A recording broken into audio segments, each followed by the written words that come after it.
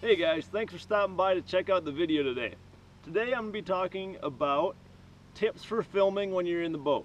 With the explosion of the GoPros and the action cams from all sorts of different brands, filming has become kind of a big thing. It's cool to do. You know, you can keep it for yourself, you can share it with friends and family, you can put it on social media, you can start a YouTube channel.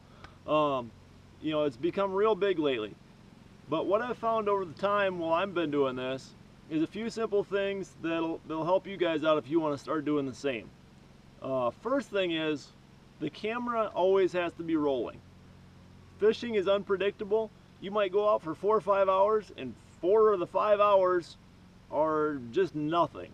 And then all of a sudden that last hour, all of a sudden just, you know, you hit a flurry, and obviously you want that on camera. The thing is, if your camera's not rolling and you record that first couple hours, your camera's going to die, you're not going to get the last bit of it. Okay, there's options out there. You can do the battery backpack thing, or you can buy extra stock batteries. Both of them work. Problem is, you're always going to end up with a dead battery eventually. So what I've chose to do, it keeps my GoPro running a little bit longer, is I went out and I bought some accessories for it. First things first, my boat comes with a 12-volt accessory outlet, like a cigarette lighter. If it didn't come from the factory that way, you can easily add one to yours. It's two simple wires and a hole you drill to put it in. Pretty much anybody can handle that install. You can mount it underneath your dash and wire it to your master power or whatever. But once you have that port in there, you need to go out and get yourself a USB charger. Okay, this will just slip right in there. This is a dual USB one.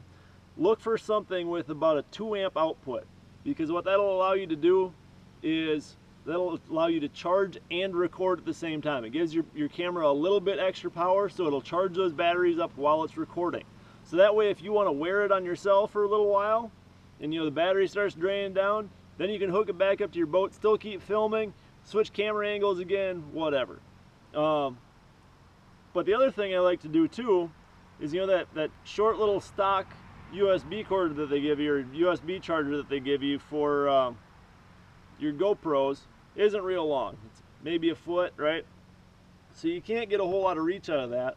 So the other thing I recommend is getting a USB extension cable. Again, these are pretty cheap. I went out and I bought a 6-footer.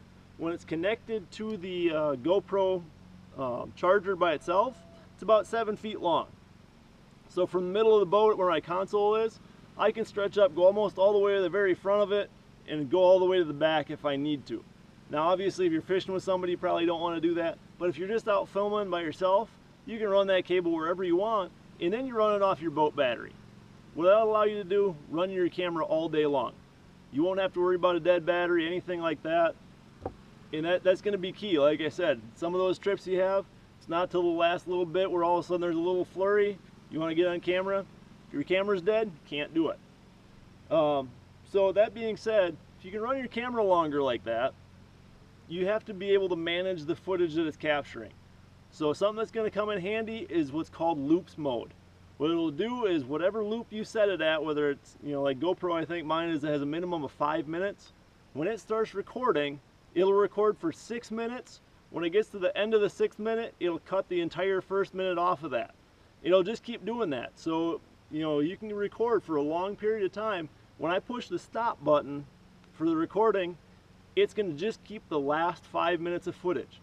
So if I'm fishing along, I catch a fish, as soon as I get it in the boat, get it unhooked, do whatever I'm going to do, I stop it, and I only have 5 minutes of footage that I have to worry about. What that helps you do is in your editing. If you have a 4-hour long chunk of film that you caught, let's say even if you caught 10 fish, the editing process, just going through and finding those, takes a long time. I know some of the cameras have options to like highlight little sections. I'm sure those are great, but for me, loops just works better. It's a quicker way of doing things, especially when you go to edit. Another thing, we're talking about camera position. I've found if you mount it on your boat, you want to try to keep it low as possible. The reason being, your film will turn out better, it won't be as shaky. When you think of it this way, if I mount that camera right down here and my boat rocks just a little bit, the camera hardly moves. So if you stick it way up in the air, that little bit of movement will cause the camera to move a lot further, it'll be a lot shakier. I know I tried it when I first got mine. I thought it'd be cool to get one up in the air, kind of shooting down at the boat. Yeah, I almost got seasick watching the film footage of that. So remind yourself, you want to try to keep it a little bit lower. You know, you can shoot up at yourself. You might even be able to go up to like seat level, but the higher you get, the more that's going to rock with the boat. So just try to keep that in mind if you're trying to get some, you know, some smooth footage like that. The last thing is, I was talking about the power before. One other thing I forgot to mention is the, I think it's the YOLO brand, also makes poles that will fit into your light sockets on your boat for your navigation lights. And when you turn your lights on, it actually powers that stick up, and there's a little USB port at the top that you plug your cable in and into your camera, and you can record all day off of that too. So there's some of my tips, guys, just to get you started. You know, stuff that I've learned over the last couple of years doing this. Like I said, I'm not real into it, but it'll give you guys a little bit more of a start than just going out there blind. So hopefully that helps you guys out. If it did, make sure you like the video. If you look down in the description, I have all my social media links down there, as well as some links to the products similar to what I use. I'm not saying that those are the best ones or ones you have to buy, but that'll give you an idea at least what to look for, and you know, you can kind of go from there then. If it's your first time stopping by, make sure you click that subscribe button down there. And until next time, guys, God bless and good luck on the water.